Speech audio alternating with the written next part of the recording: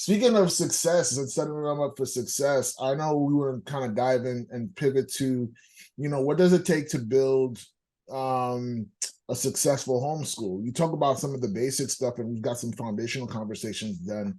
But what are like, I know you have like the three P's that kind of serve as the fabric that when you wove them together, it really sets a great, great foundation for homeschool. So, can you talk to us about the first P, planning?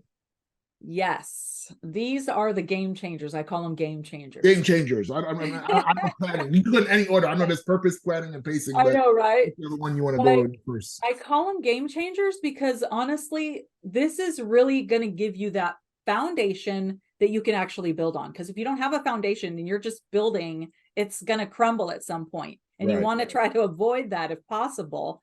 But really, the first P is purpose. You have to know what your purpose is as a homeschool parent because, yes, we all know kids need to be educated. It's compulsory, it's a law in our country. But if you pull them out of that setting and you're putting them in your own home where they have times where they're just relaxing or playing, home is like a place of play or whatever. But no, set it up to where they know why you're homeschooling. The kids, why you're homeschooling. And you can pass that on, of course, to your kids. You know what type of relationship you want to have with your kids. Mhm. There's so many different variations, of parenting, but it's a little bit different when you're homeschooling. Like you want to establish what that is.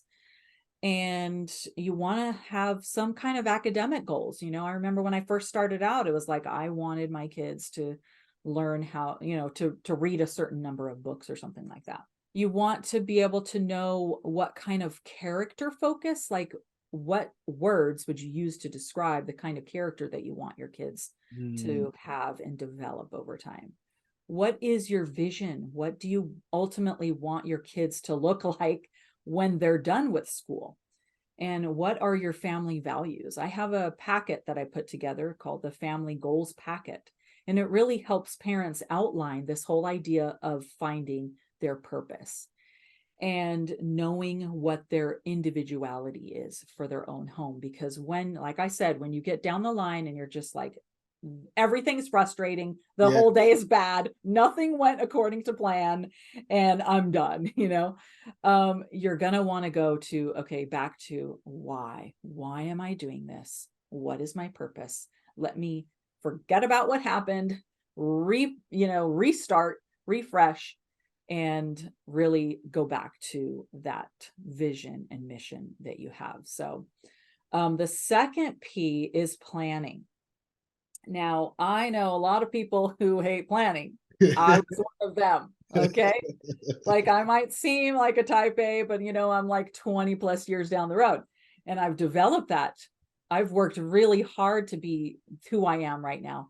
But when I was first homeschooling, I hated schedules. Like, don't Mm. even tell me what to do and don't let me do the same thing every day. And so, like, seriously, but I knew, and my husband was like, kids thrive on structure. So I'm like, okay, kids thrive on structure, keep repeating that to myself. But I put a schedule together and a plan.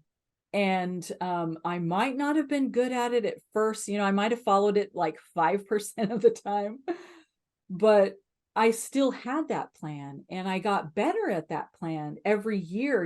By the time I was close to the end, I was pretty much following it maybe like 85% of the Oh time. wow. And so that was, sort of confidence building for me. But I mean, the kind of plan that I'm talking about is like, what subjects do you want to teach? Because Mhm. not all homeschoolers will go into it with like, okay, we're going to do all the subjects. You might just be like, hey, I'm freaking out right now, but I know I'm supposed to do this. So just make a plan for what subjects you want to teach and what time blocks you want to teach. Give yourself limits. We're only going to go, teach this subject during this time block. When it's over, we're done. If we didn't finish, that's okay. We can move on. But then you get, you buy curriculum, let's say, and you get into it and you're just like, oh gosh, I'm done with this, but it's really not working. Should I move on? Or what do I go to next? And if you have that plan of what you're going to teach, or, kind of what's really most important to you, then you're going to be better at sticking to your plan. Because if you don't have a plan, you get to that and you're just like, now what? Yep. Yep. And then if you don't have that goal, like they say, you don't hit your target if you don't have that goal. So you're just going to be hit and miss, shooting at the hip, and you go 4-5 years down the road and you're just like, how did I get here? Right. Like, Correct. seriously. Let's try to avoid that as much as possible, because of course that's inevitable in some ways. But the rhythms and the routines is really the heart of Mhm. planning. So don't get caught up in like, oh my gosh, we didn't do, spelling at, from 8 to 9 or whatever. We totally skipped it altogether. Like, you want to just get into that rhythm and that routine. Well, this is what we do next, or this is how we're practicing this next. And, you might have like, when it comes to like yearly planning, well, plan out what weeks you're going to be off, and what days, holidays. My husband worked at a government job, so he had regular state holidays off. And so we always took those off, but other homeschoolers had, husbands or spouses that worked, entrepreneurial in a way that they didn't have a set schedule. So they were like, we're taking a vacation in November, for a whole month, so really getting the kids into that rhythm and the routines that you have overall throughout the whole year, not just like every day, even though you have those too. And I have a homeschool curriculum planning packet that is just sort of basic, like what I'm talking about, just has a year calendar that you can fill in the dates and whatnot. And you just decide, okay, well, we're going to homeschool this much, and then we're going to take a break. Because there's so many different ways to do it, right? Right. You can homeschool all year long. You can take as many breaks as you want, but you want to have it out, so that you can look at it and go, there's some consistency here. And the kids know that, it's okay. We got 2 more weeks. Let's push on. We're going to go on vacation, or we're going to have this break time, or we're going to have this family visit, visit us, and change up the schedule a little bit. So having that plan is really going to help them and help you stay on track. Then the third P is pacing. This is the one that will derail 99% of homeschool parents. Talk to me. They get into it. They're homeschooling. They got their schedule. They have their plan. They know why they're homeschooling. They got their curriculum. It's been going great for a couple months. And then you get to that place where it's like, yeah, I'm not sure what to do here. There's so many things going on, or, like, should I stop or should I pivot? Like, we as homeschoolers, as opposed to the traditional school, I was a public school teacher, so I couldn't necessarily pivot.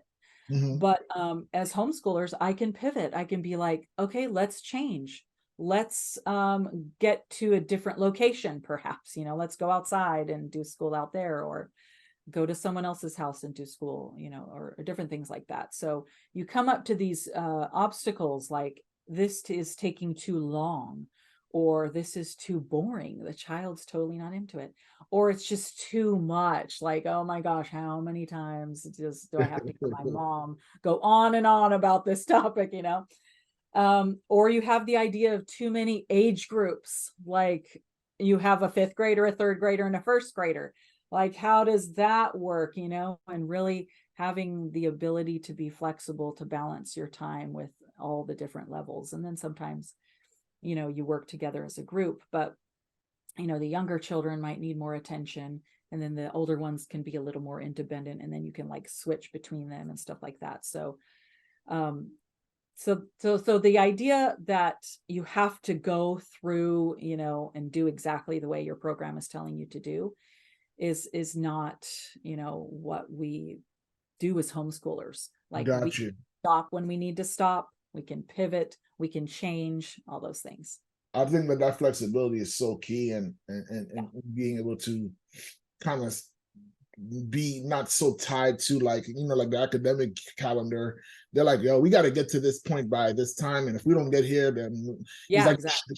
the ship has left, right? And I think that idea of the Yeah. flexibility allows me to double up where I need to double up, or even Yeah. like you said, hey, you're not getting math right now, so we're not going to do nothing until you get this thing together. Like, and you have the flexibility to do that, understanding if I have a plan, I have the big picture, I know where I can kind of like speed up over here because I Exactly. know exactly where it's going.